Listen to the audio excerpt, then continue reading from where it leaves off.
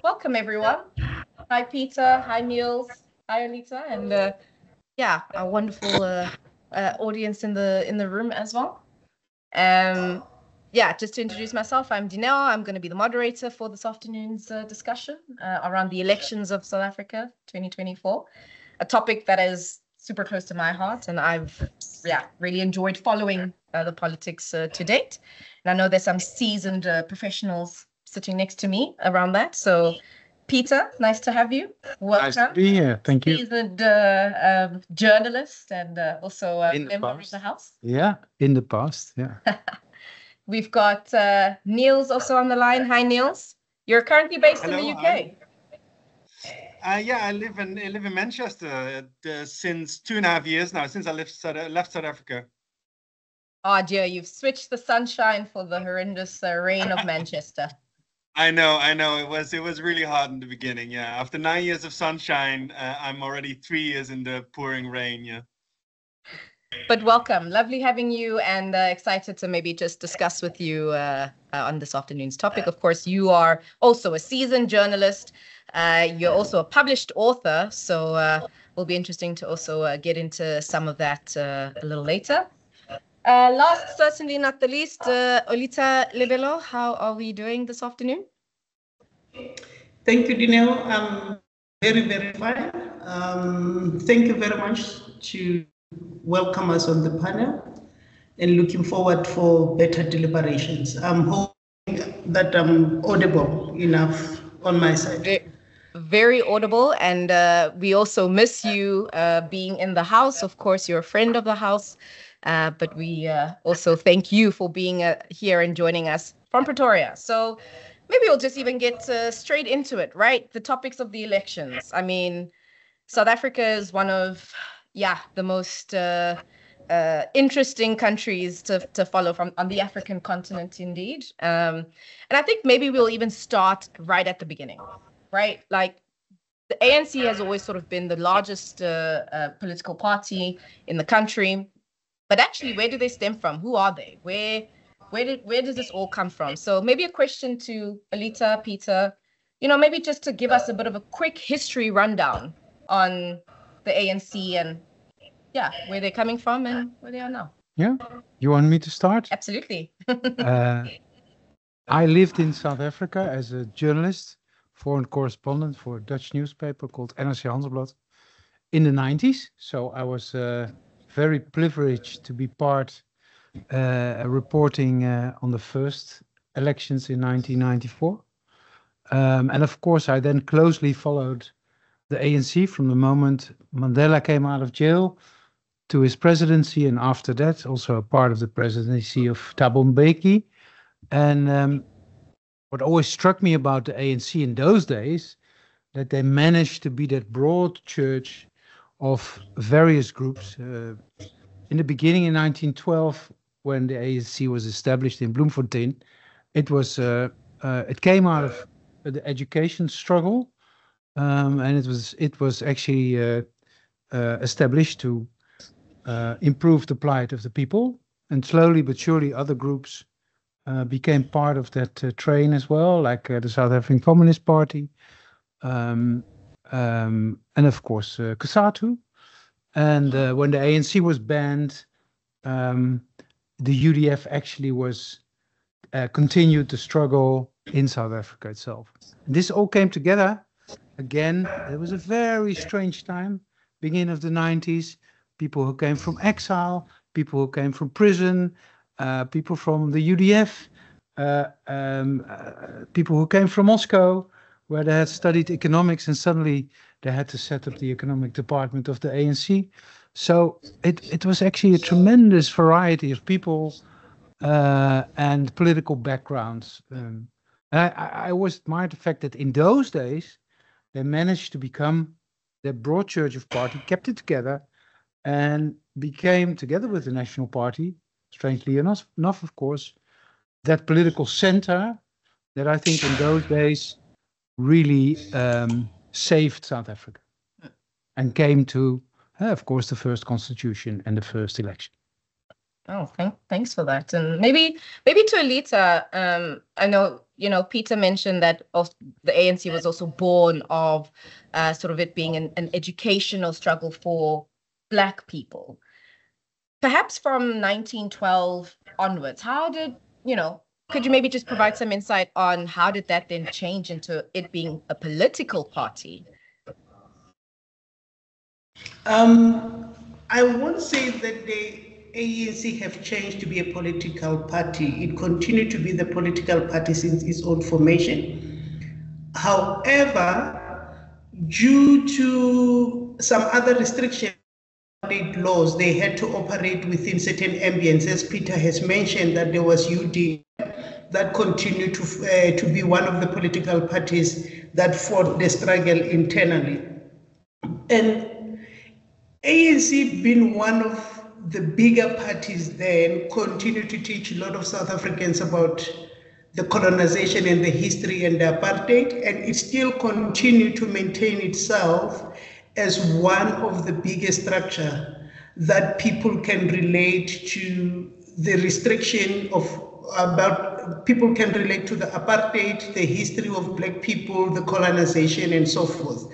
But not forgetting that the same ANC had parties such as the PAC, Pan-African Parliament, as well as AZAPO, that actually came out of the ANC in its own early stages, believing in certain different policies as compared to the main ANC. So the three main political parties of that time, including the ANC, that is AZAPO, PAC, and the ANC itself, continue to be one of the predominantly Black political parties that continue to teach people about the history of apartheid, the colonization, and the importance of Black Africans or African Africans to participate into the political structures, the politics, until recently when we see the evolution of democracy in South Africa, which is 30 years ago. Right. And I think maybe interestingly, one of the things I was also sort of looking into for all of this, of course, we know the ANC sort of started in 1912, but very soon after that, the Land Act of 1913 was, enacted ultimately. And so maybe again, just to both Peter and Alita, I'll start with you, Peter. Do you think in some essence the formation of the ANC was also sort of brought into mind with the Land Act ultimately coming a year later? Absolutely. It was an important rallying cry for the ANC, the Land Act, the grabbing of land, and then, of course, the National Party coming into power, the apartheid laws, the system becoming more and more hostile to Black people, and, of course, the creation of the homelands, putting in puppet regimes there. It all led to the build-up of political resistance, and the ANC was the main political resistance power in those days.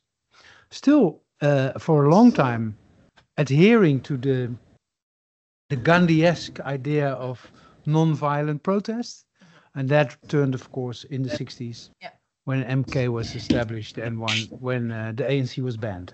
Right.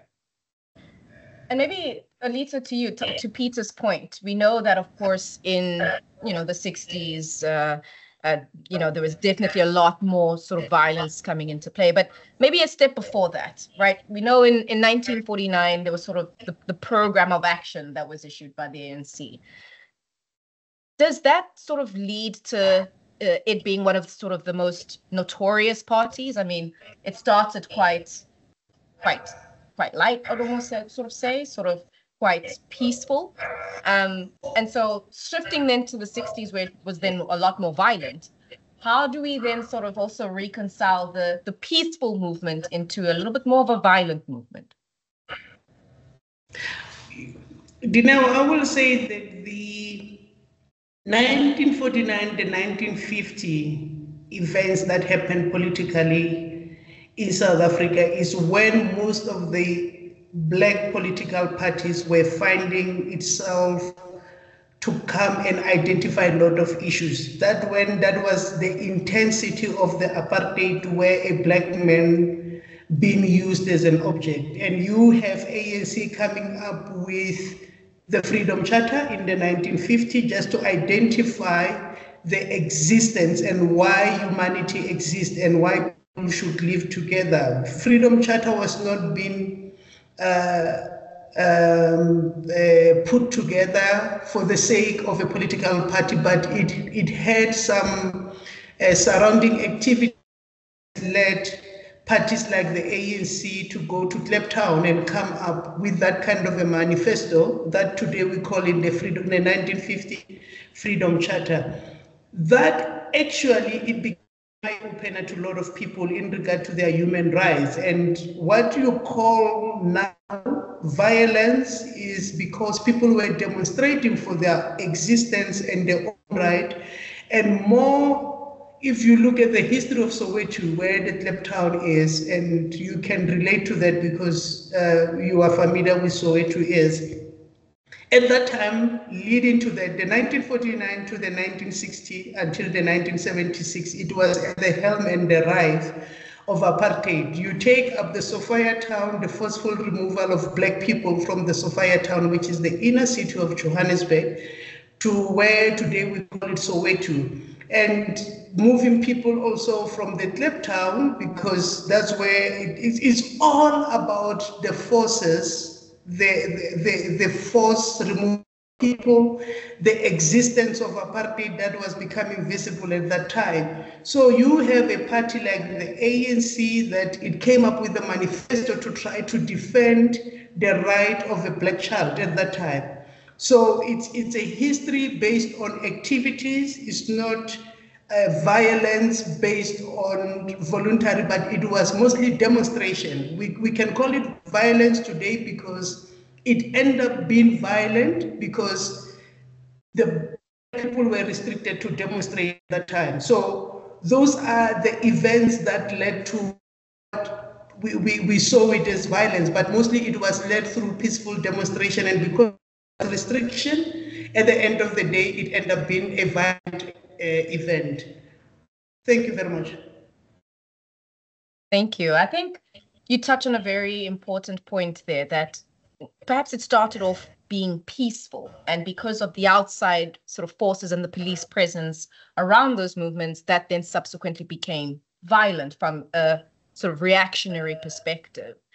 I think just turning towards that sort of shift, the international community, I think at that time was also quite an important presence, right? Like just on what is actually happening in South Africa.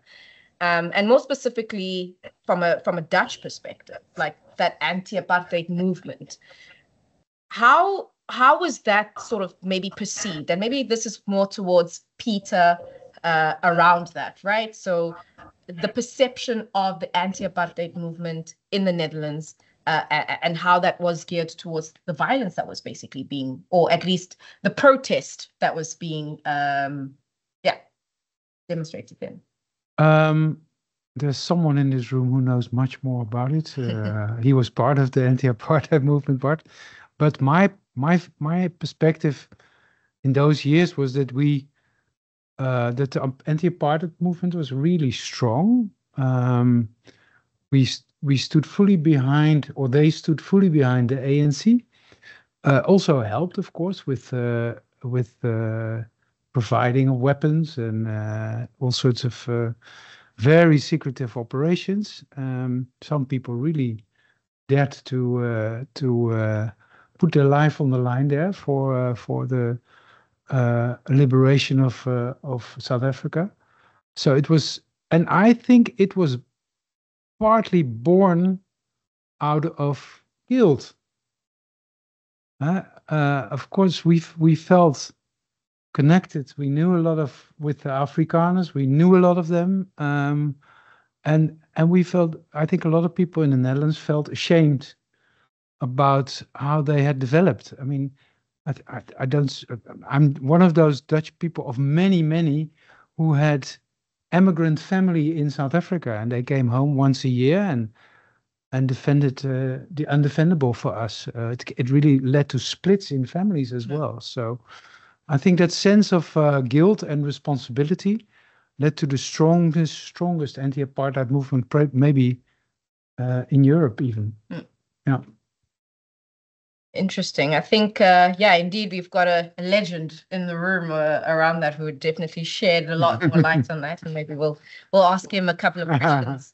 We'll ask him a little of questions later on that. But I mean, we're reflecting on the rich history that the ANC has. I mean, having been a party perceived to be for the people, a party that has fought for the equality of the Black vote, the equality of the Black person in Africa. Yeah.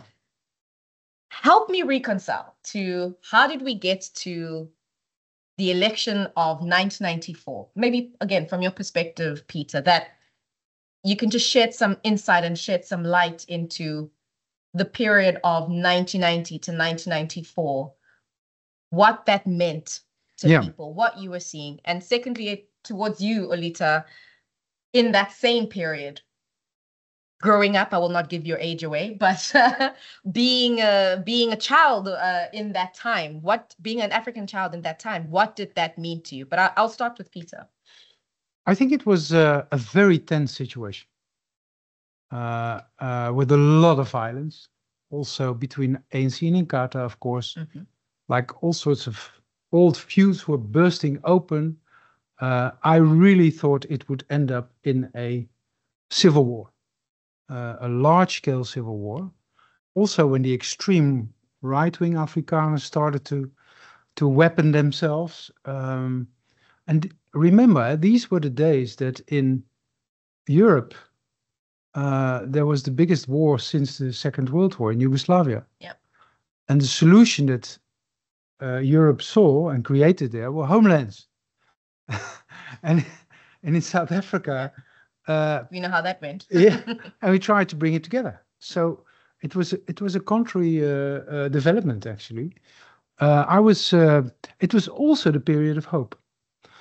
And what saved South Africa, I think, and is that the center held. Two leaders, Mandela and de Klerk, whatever you think of him, they managed to get their people behind this common negotiated agreement and start already then this government of national unity. So it was a time of hope. It was a time of terrible desperation. I've seen many people killed. I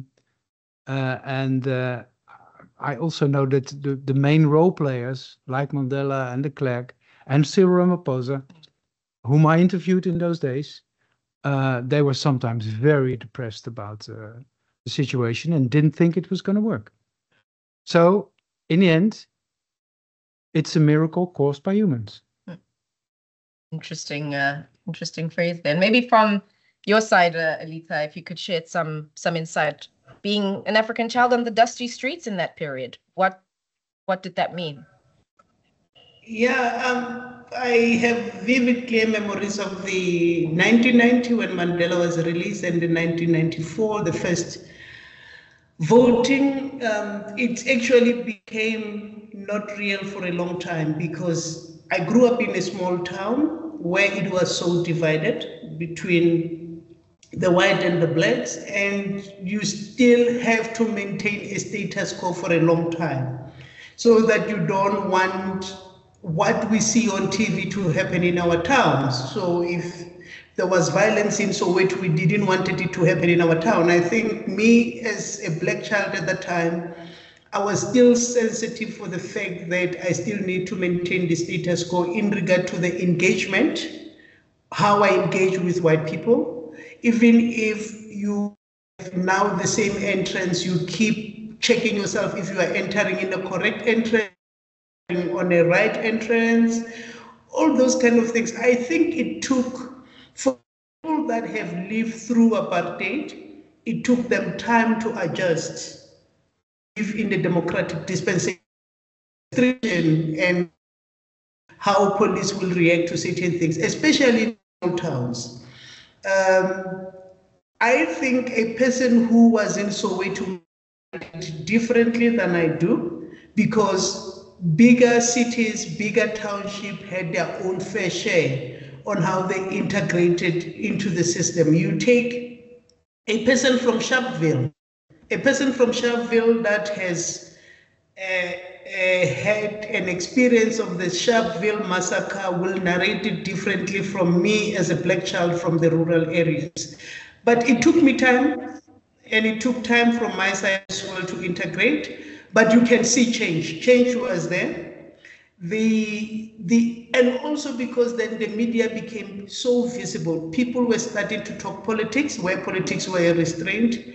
People were starting to see it on TV that is really happening in South Africa, not in Yugoslavia at that time. But also, related to Peter to say that at that time, the war was facing the Yugoslavian war. If you look at the CODESA process and now relate back to the CODESA process and all the videos of CODESA process is the negotiators were actually trying to avoid Yugoslavia to happen in South Africa. That is why the whole thing of the CODESA happened in South Africa. The whole thing of the interim constitution, the government of national unity happened in South Africa is because the negotiators of that time, if you look at CODESA 1, CODESA 2, they were actually avoiding what was happening in Yugoslavia at that time. And I think Yugoslavia saved a lot of lives in South Africa. And why people quoted it at that time is we don't want Yugoslavia now to happen in South Africa. We want to see blood in South Africa, but actually there were bloodshed during the Sharpeville massacre while CODESA was taking place. But those are the result of how we are now enjoying democracy. Thank you very much, Dina. Well, I think even just leading up then to 1994. So we know that 1990 period to 94 was really a lot of bloodshed from the Inkatha party and the ANC party also fighting one another. I can recall some personal stories from families having to run away and hide in chicken coops from potential death even. But 1994 brings this new dawn. 1994 brings this new hope. 1994 now brings the option for Black people to vote. Could you describe again, Peter, you said it's hope, but just provide that insight into that new start, that new dawn, and why the ANC at that point in time meant so much to people. I always remember that day of the elections in April 1994. I slept in Soweto in a shack with a 78-year-old woman who'd never voted in her life, and she'd hang up her best dress, which she had ironed the evening before. Probably her best church dress. A best church dress. And I accompanied her to the voting booth.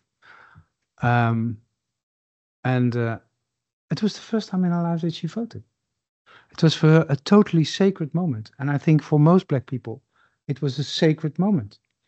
This is what they'd fought for all their lives. And I asked her, when she came out of the voting booth, whom did you vote for? She said, that's my secret. But please look at the television tomorrow. So it was a tremendous moment of people getting a vote, getting their dignity back, and getting their life back. Suddenly they were able to co-run South Africa. Now, for the ANC, and of course it's totally logical, as a liberation movement, they suddenly had to run a country. And I also think the history of the ANC is very important to understand South Africa, but from 1994, you have to look at how did they run the country. It became a political party that was governing South Africa most of these 30 years on its own. So you have to judge the ANC partly. And of course, you need a few years to get into the system, to start understanding it. But now the big question is, what are they made of South Africa? And I think the voters in this 2024 election have given a clear signal to the ANC. A lot of things have went well in the past 30 years. I myself am very disappointed. And now the voters, and that is a mature democracy, so that is good. The voters again have told what they want, and that's not the ANC alone anymore, which I think is the best outcome for South Africa at this stage. I think you already kind of answered my question there, Peter. But I'll bring Niels. Ask Niels. I'm definitely interested in hearing Niels' opinion on this one, right? Because as you rightfully panned out, I mean, 1994 was historic. Correct me if I'm wrong, Alita, on the numbers here, but I think it was an overwhelming sort of result for them, upwards of 80% or so, right? 62? 62%? 62, right? Not 2/3. All right. Everybody was very worried that they would get 2/3 because they could change the constitution. Right. Yeah. I was but a child, so thank you. No, that's not. And if we now turn to indeed the 2024 election, where that has significantly dwindled to 40%. Maybe Niels, could you help reconcile that for us and just provide your perspective on that? Also, having been a journalist living in South Africa and being on the ground in that.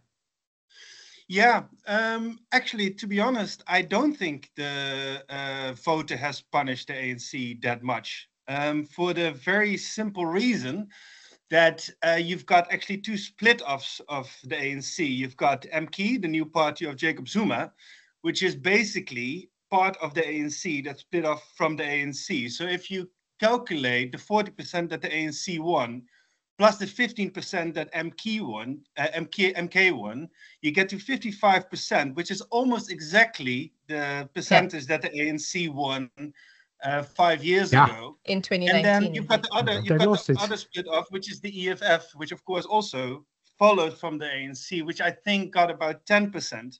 And if you add that, you get to about 65%. So as much as I do agree that, of course, there's a whole different new situation in South Africa right now, it is more the ANC falling apart than the opposition actually challenging the ANC. Also, this elections, you see that the DA only won 1%. The EFF actually lost, I think, 1%. So that is my worry. It's not about the opposition in South Africa really challenging the ANC. It's kind of the infighting of the ANC that breaks up the ANC, which created this new situation. So, Niels, it is the end of the broad church. That is for sure. Yeah.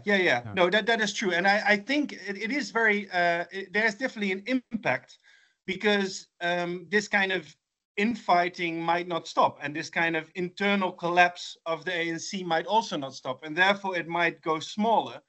But I think in a very healthy democracy, this would happen because of the opposition that is kind of challenging the ideas of the ANC, not so much the ANC kind of infighting. And I don't see the real different ideas with the opposition at the moment in South Africa.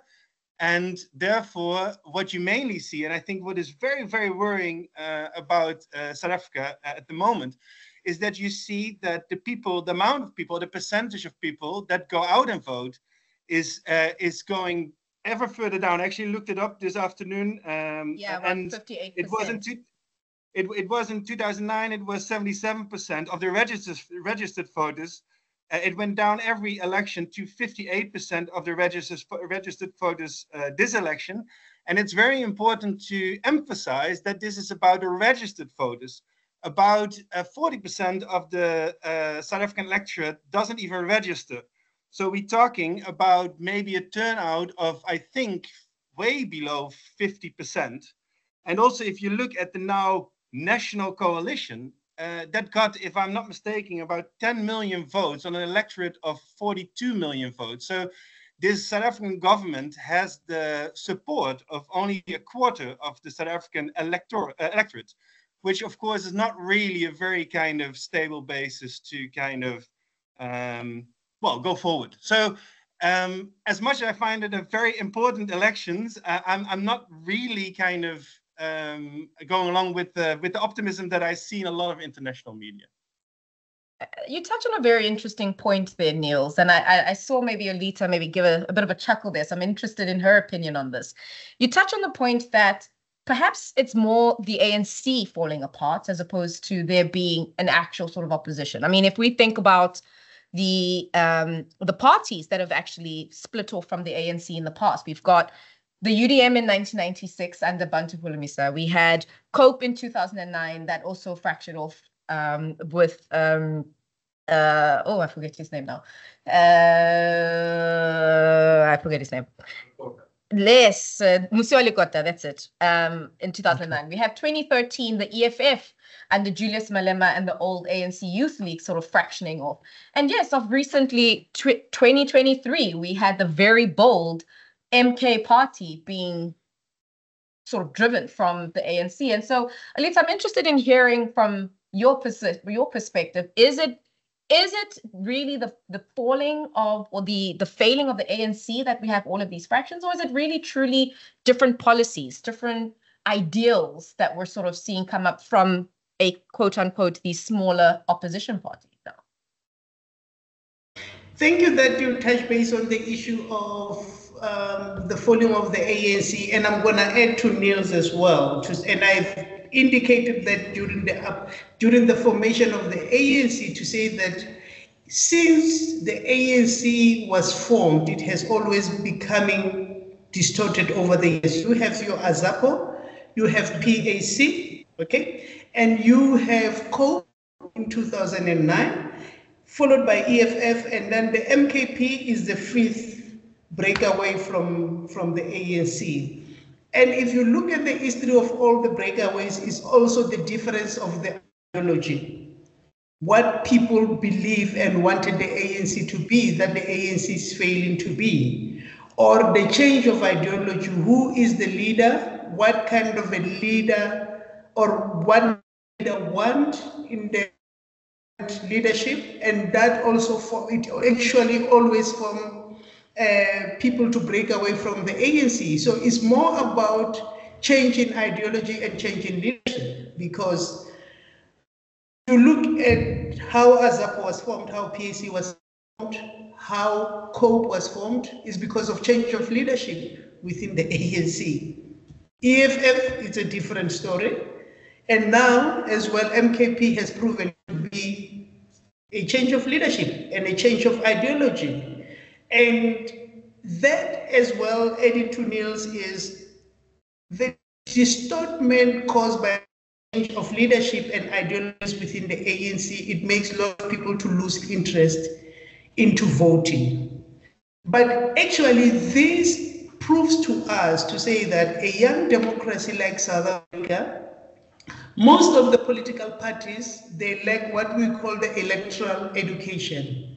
They can only teach people about election when it suits them, when it's time for election, and then it's there. But you have South Africa now that's got a lot of young people. If you look at the last census released in South Africa, the number of new voters vis-a-vis of voted as the new voters is less than 50% of the new voters that voted now in the 2024 elections. But if we had that group of 2001, 2002, 2003, which is the biggest number in our demographic now, those young people, if they have voted, we will see a different opinion and what do they want and what kind of a mandate they want to give to politicians. I think as South Africans, we need to do better in electoral education. That's my point. Attract more young people to understand why they must vote. Because a lot of young people lose interest into our historical thing. They said, okay, fine, apartheid happened. What then? I'm still unemployed. but there's a leadership that we call a democratic leadership. We still need to teach people why they must keep on voting than staying away. Our IEC planned for 27 million people to vote, and half of it or less, or 49%, turned up for the 2024 election. So the number is actually drastically declining, though the population dynamics are growing up. If you look at our demographics, they are very high. If you look at 1994, 21 million people. You look now, we are a population of 60 million people. We are growing very fast. But then the numbers when coming to elections are forever dwindling. Those, I think, are the things that we need to start engaging political parties, how best they can teach people to turn up for voting, as much as the local elections in South Africa are 18 months away. Thank you very much. You touch on a very, I suppose, a trend that we're also sort of seeing internationally, not necessarily also just for South Africa. I think we're seeing a downward trend on the turnout rate of voters and the electorate. I mean, Alita, you've mentioned we probably need to teach people a little bit more about the electoral system. This year sees many countries go vote. Of course, one of the bigger ones being America in November. If we were to think around those kind of thoughts around teaching people how to do that, or teaching people about the electorate as a lesson maybe to take away for 2029, what kind of ideas would we be thinking around, just as a thought?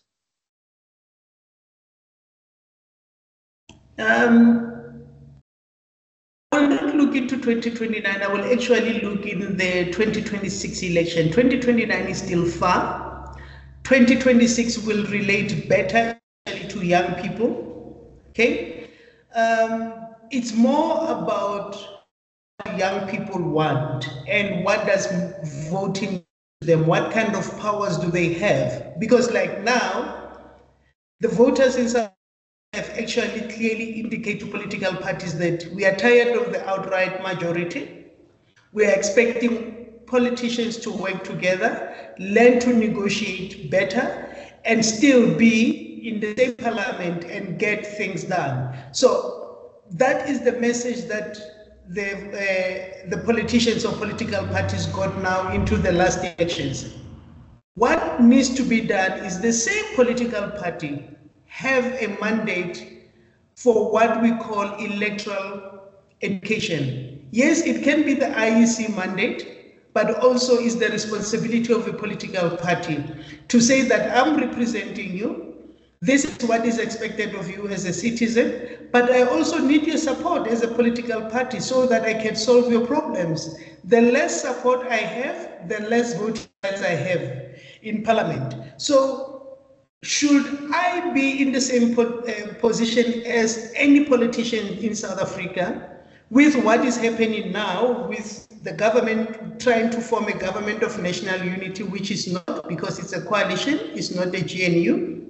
I will actually not waste time in the GNU or in the negotiation for a coalition, but I will engage further for the local elections, because that's where you touch needs of the people. Your basic necessities are at a local level than a national level. National is more of the policy directives and everything, but when coming to implementation, you will get it right at a local level. If I were in the same position as a politician, I will start actually my field work of teaching people to come and vote for me in the local elections, which is in the 18 months time from today. Thank you very much. And that's clear. That's clear. Maybe, Niels, just your thoughts on that. I mean, we've touched on even initially there on the government of national unity and versus the government of coalition. I mean, is this a typical sort of address that we're seeing from the ANC trying to claim the glory of a government of national unity, when in fact it's just a government of coalition? Is this sort of a secondary trend at this stage for the ANC to just dress something up for what it actually really isn't? Yeah, I fully agree with Lita. Of course, it's not a government of national unity because the EFF and MK are not in the coalition. So therefore, it is just a very broad coalition, you could say.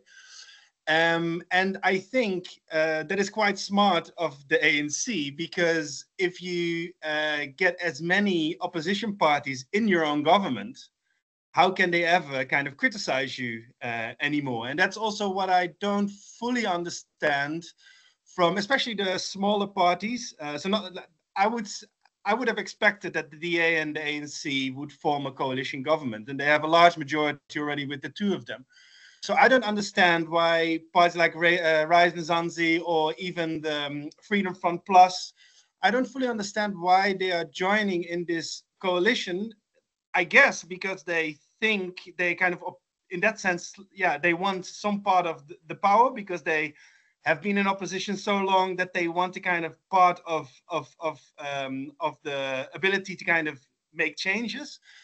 I think it would be far more valuable if those parties would stay in the coalition, actually have a real opposition against this new coalition government next to MK and EFF. Also for the future voter turnout, because as much as I agree that voter education is extremely important, I also think it's very important that there is something to choose with the parties. If I hear my own South African friends, everybody these elections and every elections actually struggles very, very strongly with what on earth to vote for, because they don't want to vote ANC. They see DA as a white party, so don't want to vote for that. MK and EFF are out of the option because of Zuma and Julius Malema. So what exactly ideologically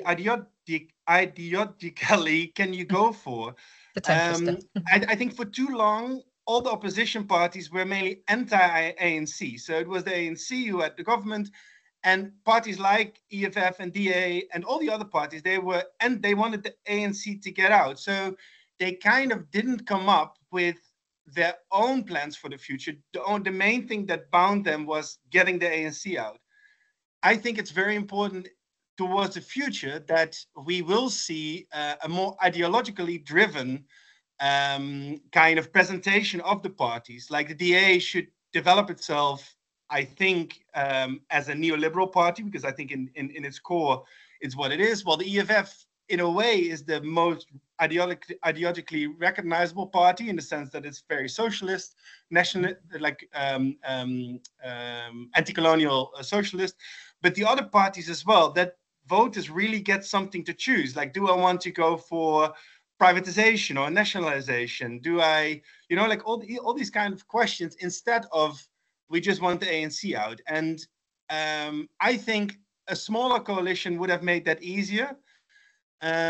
At the same time, now there is a very broad coalition. All these parties that in the coalition cannot be as anti-ANC as they were before. So maybe also being in the coalition actually forces them to kind of think more about what they really want with the country as well. So I'm a bit hopeful that in the end, as a result, that might then kind of lead to more of a real choice with the following elections. I hope that. I mean, again, Niels, do we not see that perhaps maybe as a betrayal to the voters? I mean, the DA for the longest of campaigning have always sort of said, don't vote ANC, vote DA, we'll see change. And so for the proposed coalition to sort of go ahead where we've got an ANC DA combination taking place, is that can that not be viewed as a betrayal to the voter for someone who sort of said, yeah, I do want a change, I've now voted for you, but now you're getting into bed with the same people who've inflicted this on us.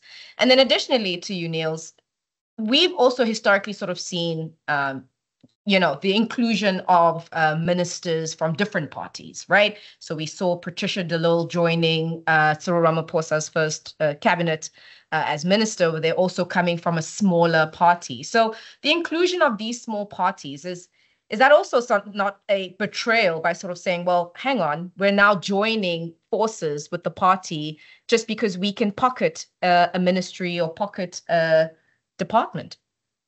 Yeah, I think that it's a very good point. I do think that so the South Africa has a proportional representation system where just like in the Netherlands, you will normally have coalition governments. The interesting thing, of course, in South Africa is that for the first 30 years of general democracy, it didn't really function as that. You had like almost a two-party system where you had the ANC as one party and the opposition, led by the DA, as kind of the other party. So the electoral system was not completely in line with the practical kind of way things worked in South Africa.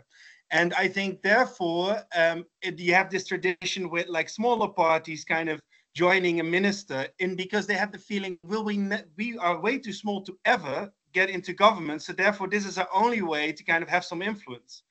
While when, like in this new phase where the ANC dropped down to below 50%, you get to kind of more of the natural state of the electoral system where small parties can be kingmakers and therefore have far more influence, even though they are relatively small. So I think, as you said, like it can be seen as betrayal in South Africa, but only because in South Africa it has to be made a switch of, oh no, it's not a two-party system. It is actually kind of a system that probably from now on will always work with coalitions because that is what the system is designed to do. So I think in these elections that might be still a bit of a weird idea, but in the future, I think people will get used to that, and that idea of betrayal will go away. And I think actually that because on provincial level and also on city level, you already have coalitions now for, what is it, 5 or maybe 10 years even. So for some of the metropolitans, indeed, yeah. Yeah, so I think that is quite a blessing because in that sense the parties at least got trained already. Not that I'm saying that it went perfectly fine everywhere, because I think Johannesburg had I don't know how many mayors over the last couple of years, but at least it was a provincial kind of training school for what now happens on the national stage. And so yeah, I think I can imagine that some people will be disappointed in the DA joining the ANC. On the other hand, I do think that the DA, most voters of the DA will be just very happy to finally be in power and think that they might be able to kind of control the ANC, in their words, from within. And I also think that therefore the DA was very happy with all these smaller parties joining in, because therefore nobody can really blame them for, oh, you sell out to the ANC. They can say, no, we all kind of join in a government of national unity. So as well as the ANC, which want to have its enemies close, as the DA, which kind of want all other opposition parties kind of with them in this coalition, I think both of the parties are quite happy with this broad kind of coalition.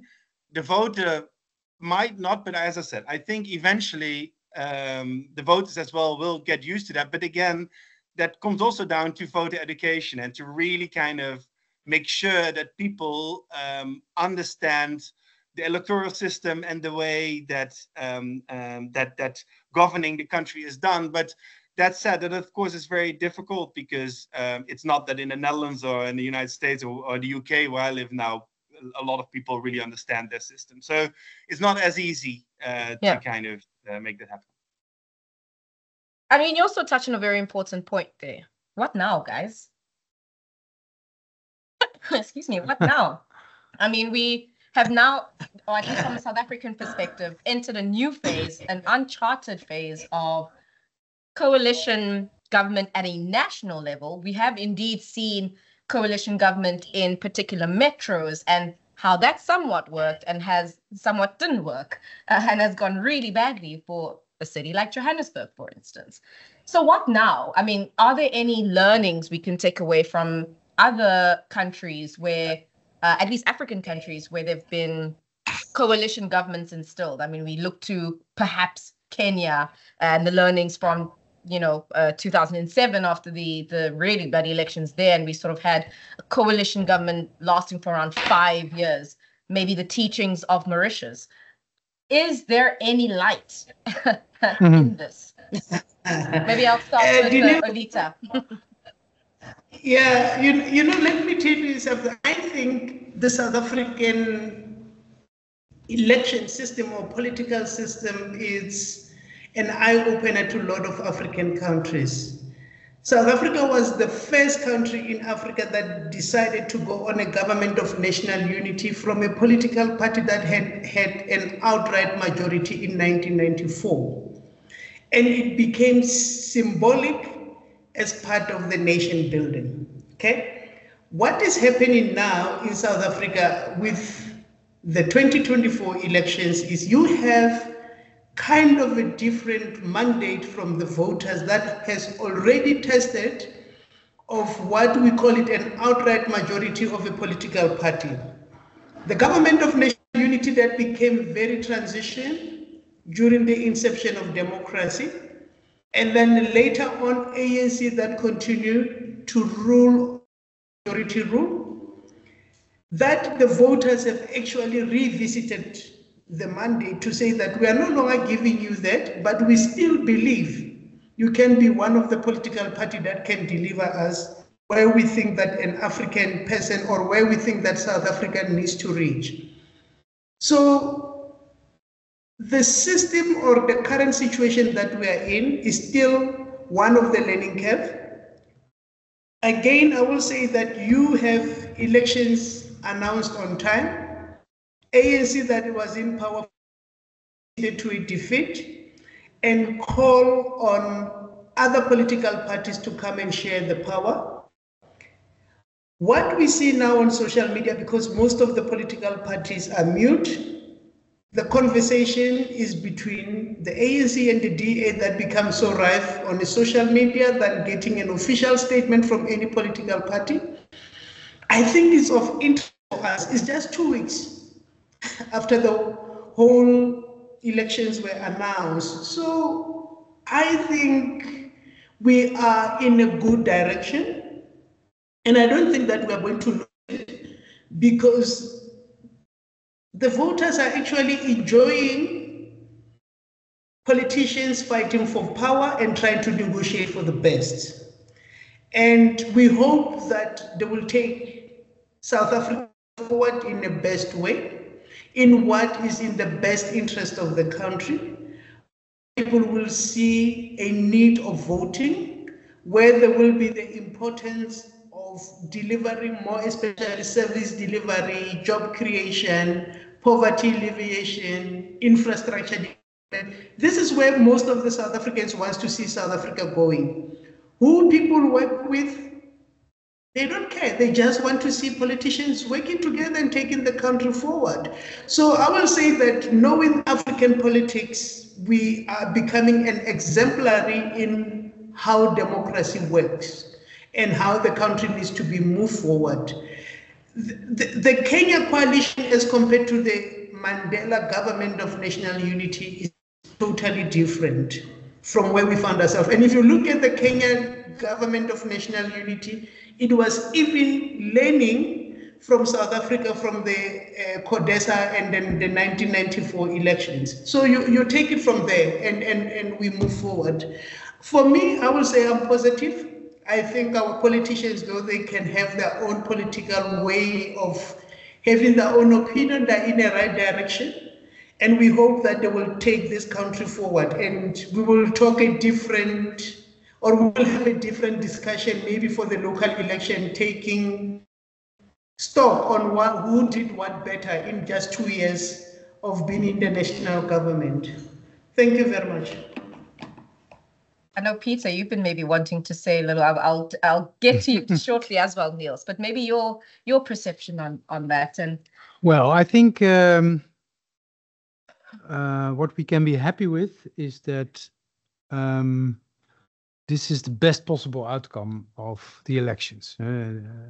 It's good that the ANC has no longer got a majority. It has to work with other parties, and they haven't chosen for the worst case scenario. The worst case scenario would have been a coalition with EFF and MK, two parties that want to end the constitution as we know it. And I think that would definitely have been the route to Venezuela. A long period of decay, and a crushing of the economy. So that is good. The main question will be, can they find each other on a real governing program? Because that statement of intent is actually very vague. That's beautiful goals. Probably the most important one is that the government will rule with a 60% majority. That's important. But there's no budget. And in the end, it's all about money. And it's about the economy. And the economy is in a very poor state. Now, can you come up with a program that creates new investments in South Africa, that fixes the problem of electricity, which is huge for the development of any economy, which makes an end of the period of state capture and massive corruption in state enterprises? And is the ANC willing to give up positions? Because in South Africa, a government has always been a job program. This is what the Afrikaners did as well. You know, as soon as you had the government, you put all your people, whatever their skills were. The nepotism was right. And now the interesting thing is that the DA says, we want the director generals in the ministries that we take over to leave. And we want to bring in our own civil servants. That is quite something for South Africa. Now, suddenly, the ANC also has to share their government jobs. The DA will also say, we want the Justice Department because we want to get rid of everyone who ever had anything to do with the state capture problem. The report, of course, that came out. So those are still very difficult issues to tackle. And last but not least, also important for us, what is going to be the international policy of South Africa? South Africa has had a great talent of picking the wrong friends, to my mind.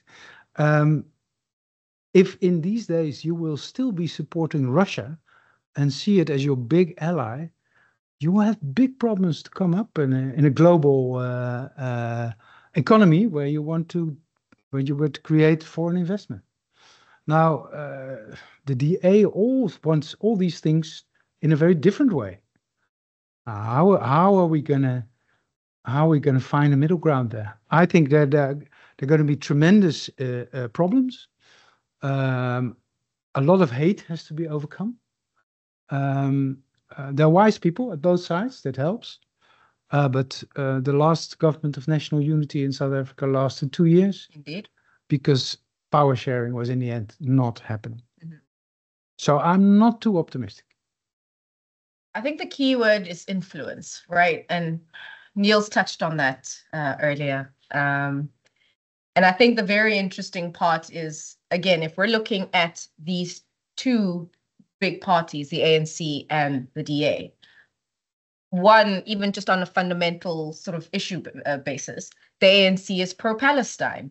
The DA is also sort of, very much talking to Israel and befriending Israel in that sense. Yeah. So how do we reconcile also fundamentally these two different parties to work together and try to deliver something? For example, if you strongly believe as a country that you have to fight genocide in Gaza, and you go to the ICC and you win, it's quite something what happened there. Do you also want to fight the Russian genocide in Ukraine? Is it an African problem? Right. It's Israel. It's Israel. And so these are very fundamental questions to your foreign policy. Yeah. And I think there are going to be a lot of fights there. Yeah. Niels, maybe just to turn to you on that, following what Peter has just mentioned. Any thoughts on what that may look like in your view? The policy, like the policy of this new coalition government. Indeed, and having two fundamentally different sort of parties now working together towards the delivery of the delivery of services to its people. Yeah, well, I mean, as I said, like I see this new government as just a next step in the development of South African democracy. Whatever you turn it, like the constitution still stands. These elections, like the ANC kind of didn't kind of take up the arms after they lost the majority. They kind of really switched quite quickly to forming a coalition, which I think is something to be applauded. And now with this coalition system, those parties have to kind of like learn and develop skills how to work a coalition government. And that means that you have to compromise, and that some of your points will be national policy and other points won't be. And on the other hand, I don't know, like I don't think that policy always has to be very consequent.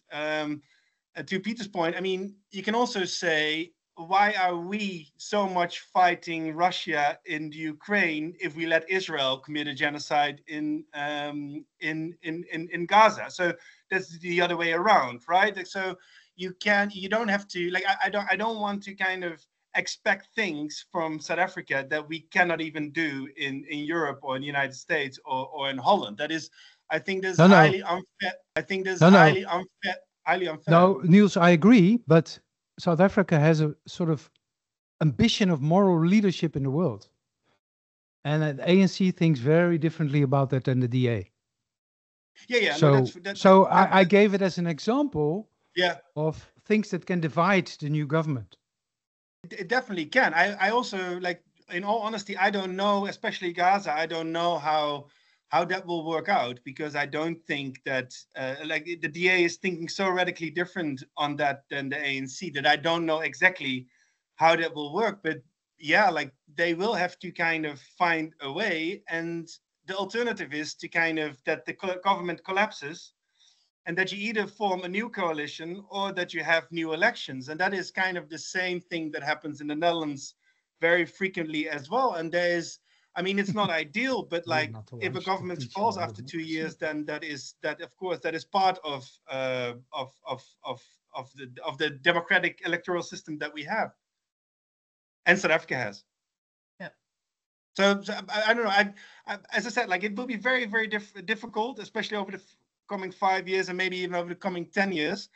There will be an enormous amount of problems, but I think what South Africa should hold on to is that so far in the last 30 years, the main kind of pillars of democracy, like the fair and free elections, the constitution, they are still standing, which is quite impressive in a country that is so divided, with such a massive kind of burden from its history, and so much distrust between groups in society. I find it very impressive, also of the ANC and also of Cyril Ramaphosa, that they managed to kind of, in a way, kind of peacefully take the next step. And you see that Jacob Zuma, of course, tried to kind of, or at least threaten to kind of step away from that road, and actually threatened with violence. And that violence, in the end, this time at least, didn't really come. So as I said, like that's positive. Like, but yeah, that it will be extremely difficult the coming 5 years, as I said, and probably the coming 20 years, or I don't know for how long. That's for sure. But compromising, that's the only thing that can happen, and that is something that always kind of is very difficult, I think, in every country. Well, it's been a really fascinating discussion so far, and I'm maybe looking to our beautiful audience here if anybody has a burning question to ask, or to maybe just bring to light to our wonderful panelists. If not, I'll also just put in maybe my own question around, to each of you, actually. And I'll start with you, Peter, and then Olita, and then Niels. If you could be talking to the current parliament, and more specifically to Cyril at this point in time, President Cyril Ramaphosa, excuse me, let me address him correctly. If you could pass on one piece of advice as the international community, perhaps yourself, Peter, and Niels, Olita being the people on the ground, if you could pass one piece of advice towards the future of the cabinet and the future of South Africa as we know it, what would that be? Change the economy quickly. Privatize state enterprises. Make them no longer a pool of corruption. Get foreign investors in. Because in the end, I fully agree with Niels. What has happened in South Africa, and I said it already, was a man-made miracle. But it's all about the economy. If people don't get jobs, it will get worse and worse and worse. If you don't get the economy growing, the country will be in a permanent state of decay. And that worries me the most. So I hope that will be now the main focus of this new cabinet. Get the economy going. Olita, I would like to hear your thoughts on if you were to whisper into President Ramaphosa's ear the future of South Africa, what would that be for you? Get a relevant partner into the coalition.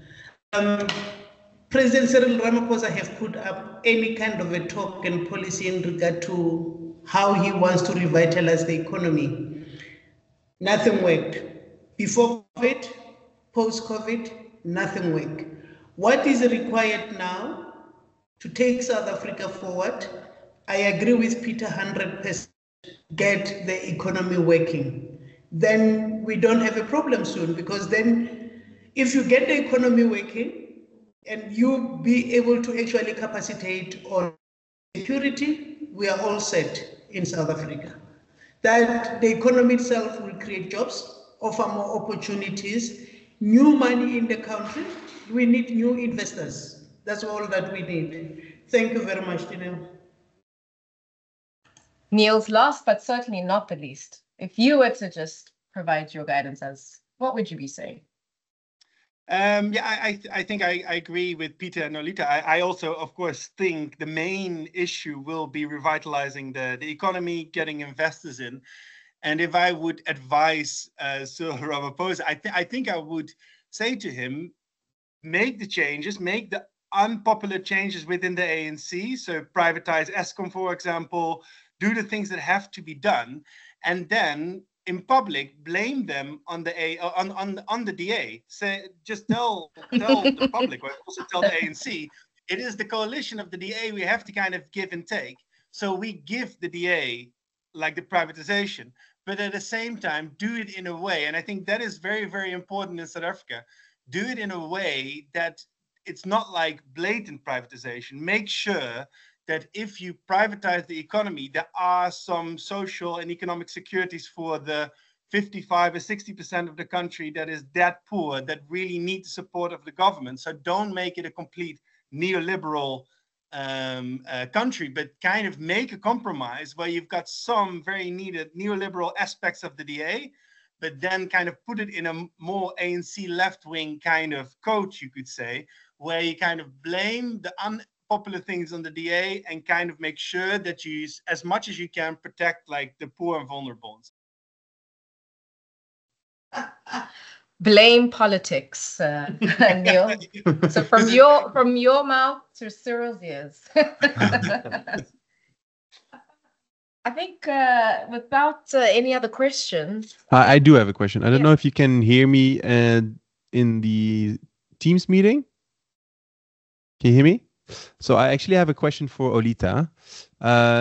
Since you were saying the reason for a lot of young voters to not go to the ballots was also the lack of interest in history. And that's a development, this is halfway through our discussion, but that you saw a development of a lack of interest in history. And can you maybe explain me how that lack of interest is or how it has developed and why that is the way that it is? Since South Africa has a very rich history, and you would say it's very painful, this collective trauma maybe, but there is a lot of research to be done. There is a lot of interesting stories to be told. Why I'm saying that most of the young people lose interest in voting, because ANC has built itself to be a historical movement, historical political parties where they narrate to people about the struggle and the struggle of a black person. As ANC, you come in, you are in the driving force and the leadership, but also you don't make change. You make a black person suffer than you as a liberator liberating a black person, whether economically and politically. You continue to liberate people politically, but economically they become very poor. That is the reason why a lot of people lose interest, to say that if you are a liberator, you need to liberate both. You need to liberate us politically, you need to liberate us economically, because you are teaching us that history has actually restrained us from politics. History have restrained us to be economically emancipated. But be though as it may, you are saying like the same events that happen where a black person they are restrained to have certain access, whether economically or whether politically. So a lot of people lose interest into voting because they say that it doesn't matter, even if I vote, I will vote for a certain person to be politically strong, but economically, I'm not being empowered, which means that is also a recurring thing of unemployment, bigger budget on social grant. And if you convert it to euros, or if you look at what is provided for a social grant, it's not the money that will take you from the first to the end of the month. It's something that makes you to survive for a week, and you are back to the same trenches again. So that as well, it actually makes a lot of people to lose interest. In South Africa, we have so much of graduates that the market cannot absorb them because the system doesn't create jobs. You have people that are so overqualified, and because the system doesn't create jobs, they cannot get experience, they cannot work, nobody wants them. And that is why we don't have a highly skilled nation. We can say that yes, predominantly now, a black man who was restrained or a black child who was restrained to get educated, now they can get any kind of qualifications they want in South Africa. But do they have access to employment? No. Do they have, if they become entrepreneurs, do they have access to funding from government? No. So if you look at that, this is what actually discourages people to say what kind of liberation in 30 years ANC is talking about. Because if you look at how corruption is happening in South Africa, is the same people empower themselves and they forget about normal people, normal citizens in South Africa. So this is the reason why a lot of people and first-time voters lose interest into the political sphere of South Africa. Thank you very much.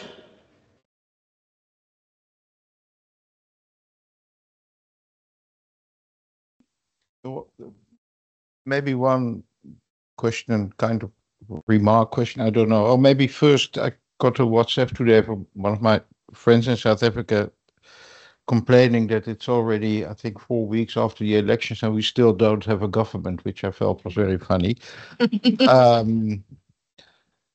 Just one remark.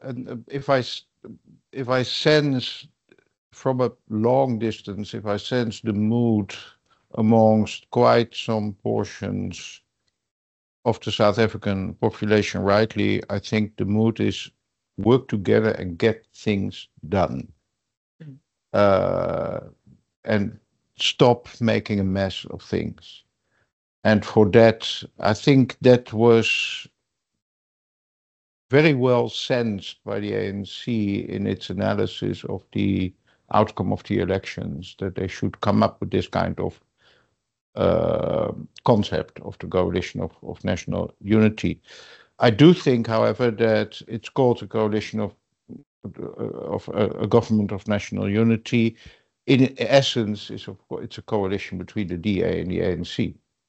And there are a number of other parties, and I think part of the constituency of the ANC will have big difficulty in accepting a coalition that's solely existing of the ANC and the DA because of the history of the DA.